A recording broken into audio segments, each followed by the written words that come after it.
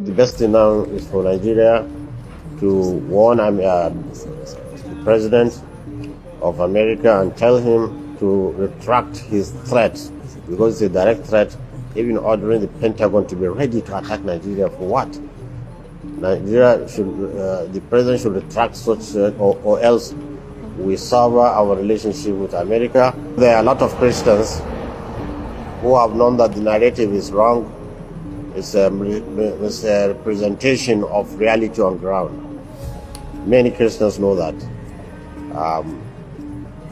So Nigeria should reciprocate whatever the tune of Trump's allegations are, because he did it not in a diplomatic way. Náà ẹ̀yẹ́ bọ́lá jáde láǹfààní àti àgbàdẹ sí wọ́n káàkiri àgbàlá ayé kẹlẹ́dùn àkúdákùnkùn dábọ̀ kó ṣàánú àkógbà wà lórílẹ̀-èdè tá a bára wa yìí ni. Ṣé ẹ rántí alàgbà yìí náà tó kọ rẹ̀ jẹ́ Tukur Mamun? Ṣé ẹ rántí ṣẹlẹ̀ tó ṣẹ̀ lọ́dún 2022 nígbà tí Abuja Kaduna train àwọn ajínigbé gbowó ajínigbé pa tí wọ́n lọ dùbù wọn lọ́nà tí wọ́n sì kó pọ̀lọpọ̀ àwọn èèyàn lọ. Alàgbà yìí tó kọ rẹ̀ jẹ́ Tukur Mamun ọ̀dà ni ó ń ṣàgbọ́dẹ̀gbà láàrin àwọn afurasí ajínigbé gbowó ajínigbé pa àti ìjọba ilẹ̀ Nàìjíríà kaná tí wọ́n jọ ń dúnàádúrà àtọ́jọ́ sọ̀rọ̀ pọ̀ pé ẹ fi wọ́n lẹ̀ òye báyìí lọ́ ẹgbà ẹgbẹ́ báyìí lọ́wọ́ wa àgbé báyìí lọ́wọ́ wa ó dá àwọn àyè kan tó yẹ pé ọ̀gbẹ́ni Tukur Mamun yìí tí ó sọ fáwọn agbésùmọ̀mí wípé òye báyìí lòun fẹ́ kí wọ́n máa gbà lọ́wọ́ àwọn tí wọ́n jí gbé tí wọ́n kó ọ̀pọ̀lọpọ̀ àwọn èèyàn tí wọ́n dùbù wọn lọ́nà àwọn ajínigbé gbowó ajínigbé pa. Tukur Mamun ó dúró láàrin àwọn ajínigbé gbowó ajínigbé pa àti ìjọba ilẹ̀ Nàìjíríà àti àwọn agbófinró kankan tíjọba fi sí ipò láti lè dóòlà ẹ̀mí àwọn tí wọ́n jí gbé nínú ìṣẹ̀lẹ̀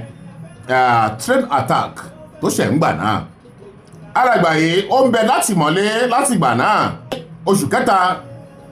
ọdún 2023 lọ́wọ́ bá tí wọ́n sì mú sátìmọ́lé láti ìgbà náà.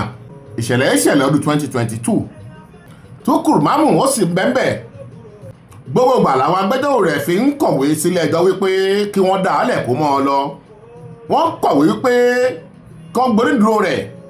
wọ́n kọ̀wé wípé ó jàre, wọ́n kọ̀wé wípé kán fi ilẹ̀ kán dá àálẹ̀.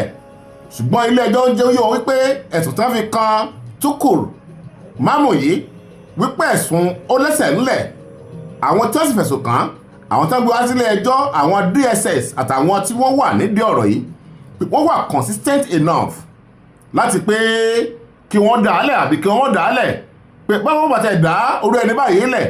ká ní pé ẹjọ́ tí ò wà consistent tí àwọn tí wọ́n gbé wá sílé ẹjọ́ tí wọn ò máa yọjú pẹ̀lú àwọn ẹ̀rí tó dájú ẹ̀rí mọ́ ọjọ́ ìmìnṣó ipò ṣeéṣe kí ilé ẹjọ́ lo ọgbọ́n àtinúdá tiwọn kí wọ́n fi dàálẹ̀ ṣùgbọ́n ẹjọ́ yìí àwọn tí wọ́n sì gbé wá sílé ẹjọ́ wọ́n wà consistent enough wọ́n sì ń wá sílé ẹjọ́. Èmi ń sọ fún wa wípé ìlú tá a wà yìí àmọ́ tó ń ṣe wá ní òmù ara ẹ̀ àmọ́ bí tí ṣòro wá wà ṣùgbọ́n àwọn kan látàrí pé wọ́n rí jẹ́ ń bẹ̀ ń di màdàrú ń di kó bàjẹ́ tí mo sì nígbàgbọ́ wípé ààrẹ orílẹ̀-èdè Nàìjíríà lábẹ́ ìṣàkóso President Bola Ahmed Tinubu Ọlọ́run ó fòye òun yé wọn Ọlọ́run ó sì là wọ́n lójú wọ́n rí ibi tí ìṣòro Nàìjíríà wà gangan nísàn. President Trump èmi ò rò pé a nílò President Trump ní Nàìjíríà láti máa dá sọ̀rọ̀ Nàìjíríà àmọ́ tó ṣe wá ibi tí ìṣòro wá wà àmọ́ gbogbo tó ṣẹlẹ̀ sí wa Nàìjíríà gbogbo ẹ̀ lámọ̀. Ẹ wo Gumi pẹ̀lú àwọn àtìláwé Gumi tẹ̀ ń wò yìí náà ọmọọṣẹ́ ológun nílẹ̀ Nàìjíríà tó fẹ̀yìntì ni. Ẹ wo Gumi láàrin àwọn tá a pè ní ọ̀daràn tá a pè ní àwọn tí wọ́n ń da àlàáfíà orílẹ̀-èdè Nàìjíríà láàmú. Ẹ wá pé Nàìjíríà ibi tá a wá dé yìí ìjọba lè ní Amẹ́ríkà ló kọ̀ kó wá gbèjà wa táwa fúnra wa a ò mọ tí ń ṣe wá a mọ tí ń ṣe wá èyí tó ń ṣe wá ní òmò ara rẹ̀. Ẹ wóru Gumi ẹ wóru tádàkọ lẹ́ẹ̀kan Tukur Mamun àwọn tó jẹ́ àwọn ajínigbé pa ajínigbé gbowó àwọn lákatakítí àwọn jàgídíjàgan àwọn ọ̀daràn Nàìjíríà kò sí èyí tí àwọn rabí ò mọ̀ nínú wọn. Àárín wa wọ́n ń gbé, àárín wa wọ́n ti ń jẹ, àárín wa wọ́n ti ń mu. Àkọọ́lẹ̀ búkú ni ó padà wá jẹ́ fún ìṣèjọba àwa ara wa láàrin àwa ara wa ní Nàìjíríà. a ò nílò ìjọba Amẹ́ríkà láti dá sí tọ́bádékèmí ó sọ o torí wọ́n sọ wípé Trump ó sọ̀rọ̀ kan wípé wọ́n ń pa àwọn kìrìsìtẹ́nì lọ́pọ̀lọpọ̀ wípé ìjọba orílẹ̀-èdè Nàìjíríà wọn ò rí kankan ṣe sí bí Trump bá sọ bẹ́ẹ̀ ṣé kò rí bẹ́ẹ̀ náà ni. Meanwhile àwọn kìrìsìtẹ́nì nìkan kan náà ń pa Nàìjíríà o bí wọ́n ti ń pa kìrìsìtẹ́nì ni wọ́n ń pa mùsùlùmí ni wọ́n ń pa àwọn ẹlẹ́sìn kan àbáláyé ṣùgbọ́n ọ̀ ò dá wa lóhùn a ń pariwo lọ́sàn-án láàárọ̀ lóru ọ̀ dá wa lóhùn ọgbọ́n àtinúdá tí wọ́n ń dá àwọn lọ́mọ̀. Trump wá sọ̀rọ̀ ó wá de wàhálà ó wá de hílàhílo òǹkàlùkù ń bóde wọ́n sọ̀rọ̀ àwọn kan bóde wọ́n ní wọn tẹ̀ pààyàn rí Nàìjíríà àwọn kan bóde wọ́n ní kìrìsìtẹ́nì kan wọ́n ń pa Nàìjíríà àwọn kan bóde wọ́n ní àti kìrìsìtẹ́nì àti mùsùlùmí náà ń pa ní Nàìjíríà àwọn kan bóde wọ́n ní kò tẹ̀ sí ní tó jẹ́ ìtàjẹ̀sílẹ̀ ní Nàìjíríà bẹ́ẹ̀ ríra wa ní Nàìjíríà àmọ́ tó ń ṣe wá ní tó ń ṣe wá ní ọmọ wa ara rẹ̀ ìjọba ilẹ̀ Amẹ́ríkà ṣáwọn náà ràn wá lọ́wọ́ ni ẹ wo gúnlọ́gùn àwọn ọmọ àwọn èèyàn tí wọ́n apply fún American visa wọ́n ń gbowó ribiribi lọ́wọ́ wọn visa fee administration kìnnìkan kankan wọ́n dẹ̀ embassy deny wọn ní visa ṣe ń dá owó padà fún wọn. ajá ò torí olówó rẹ̀ sọdẹ ohun tó kálukú ó jẹ́ ní wá káàkiri ẹ̀yin náà export àwọn èèyàn tó jẹ́ pé ọ̀rọ̀ Nàìjíríà sáàdùn wa ń ṣe yín ni àánú wa ò ṣe yín níta iná ó jẹlẹ̀ ń wá a ò nílò ìjọba ilẹ̀ Amẹ́ríkà ìjọba ni kó gígìrì onílù ò ní fẹ́ kó tú bí wọ́n bá ń jí àwọn èèyàn gbé lọ́tún tí wọ́n ń jí àwọn èèyàn gbé lọ́sì tí wọ́n ń tẹ̀jẹ̀ sílẹ̀ tó ń pa àwọn èèyàn ètò hàn sí àwọn ìjọba ilẹ̀ Amẹ́ríkà òun náà ni wọ́n mú ń bẹ̀ ètò ààbò àti ìdájọ́ lórí Nàìjíríà ó kù díẹ̀ káàtó President Bola Ahmed Tinubu ẹ wá ń ṣe sí ẹ wá ń ṣe sí à ń wí fún yín pé àwọn tí ẹ yàn sípò lọ́lọ́kan ọ̀jọ̀kan ṣé wọ́n mọ ohun tó kàn ṣá ṣé wọ́n mọ ohun tó kàn ṣá gbogbo ẹ̀ ní wọ́n sọ dòṣèlú gbogbo ẹ̀ ká ṣáà máa kówó ká máa kówó lára ọjọ́ tí ẹ̀rù Nàìjíríà ti bá èmi o gẹ́gẹ́ ńjọ́ tí wọ́n ti pé wọ́n gbọ́dọ̀ pàréèdè àwọn kírímínà mọ́ nǹkan burúkú ni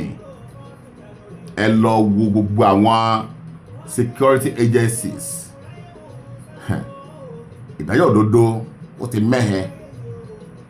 wọ́n mú suspect wọ́n mú criminal afurasílẹ̀ yìí ń pè wọ́n ṣùgbọ́n ẹni tó jó dáràn general public ọmọ pé ó dáràn náà lélẹ́yìí wọ́n bẹ wá bá fitòfitò ẹ pé suspect ni wọ́n ṣùgbọ́n wọn gbọ́dọ̀ bá kọ̀ròyìn sọ̀rọ̀ wọn gbọ́dọ̀ bẹ́ẹ̀ anybody sọ̀rọ̀ ẹ investigate wọn èyí tí ó bá ṣe é gbà ṣe ẹ̀yin nu Ọlọ́run ẹ tó ṣí wọn lẹ ẹ dá wọn lẹbi kan máa lọ wọn tún bẹ̀rẹ̀ sí ní jàǹbá àwọn èèyàn wọn tún máa dà lóru káàkiri bẹ́ẹ̀ bá lẹ́ẹ̀ mọ̀ wọ́n ìrọ̀lẹ́ ń pa amọ̀pẹ́ mọ̀ wọ́n ṣùgbọ́n kókó tèmi ni wípé a nílò ìjọba lóde Amẹ́ríkà láti padà ṣètò ààbò ní Nàìjíríà torí pé ìtẹ́bí ń rí àkọọ́lẹ̀ búkú ní ó jẹ́ fún orílẹ̀-èdè Nàìjíríà ẹ ṣeun tó yẹ ká ẹ ṣe ó dá àwọn àyè kan ìjọba ní Nàìjíríà àti àwọn kọmitì tí wọ́n yàn pé láti lọ tú àwọn tí wọ́n gbé nínú Abuja Kaduna train attack sáré àwọn ò fọwọ́ sí gbogbo ohun tí Tókòrò Mámù tó ń ṣe tó ní kò bófin mu àwọn kọmitì wọ́n disagree wọ́n ní láéláé kò yẹ kó rí bẹ́ẹ̀ gbogbo Nàìjíríà nìwọ náà ó sì wá máa sọ pé òye báyìí kíjọba máa sọ fún àwọn ọ̀daràn ajínigbé pa ajínigbé gbowó kan tó lè tú àwọn èèyàn sílẹ̀ ọkọ̀ yìí sí ọlọ́dì sí ìjáde láàrin wọn òye tó bá ti wùn ọ́ lọ́ máa gbà lọ́wọ́ wọn ṣùgbọ́n ẹ̀mí ṣọ̀pẹ́ tú wọn lẹ̀